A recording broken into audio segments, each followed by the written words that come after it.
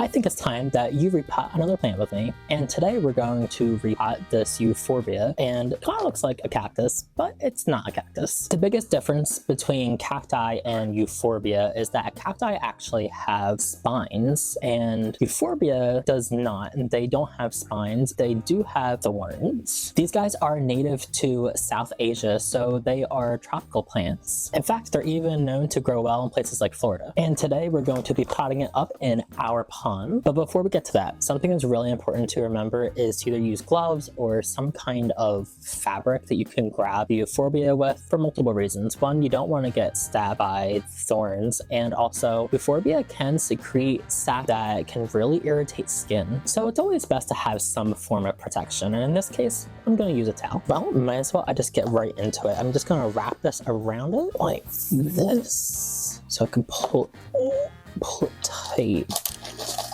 Doesn't look like it has a whole lot of a root system, but I'm going to get everything off, and then we're going to pot it up in this semi-hydro pot, or a self-watering pot. And I think it's going to do really well in a semi-hydro setup, especially because it's actually a tropical plant.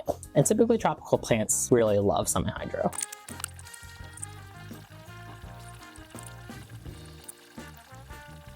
Alright, so I removed quite a bit of the soil from the roots, and I'm just going to go rinse it off and just try to get them as clean as possible. Alright, so I'm back with the Euphorbia, and I cleaned it off as much as I could, separated all three pieces. I'm wearing 2 layers of gloves because the thorns can go through even this layer pretty easy.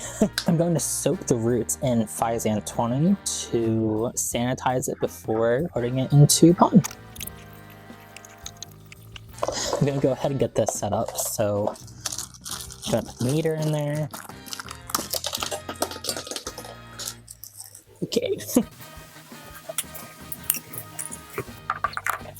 Alright, let's kind of bag of pond.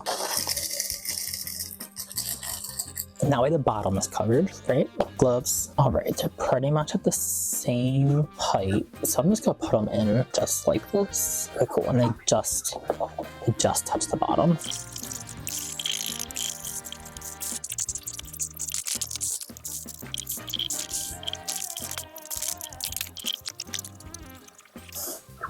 Cool, and it's all done.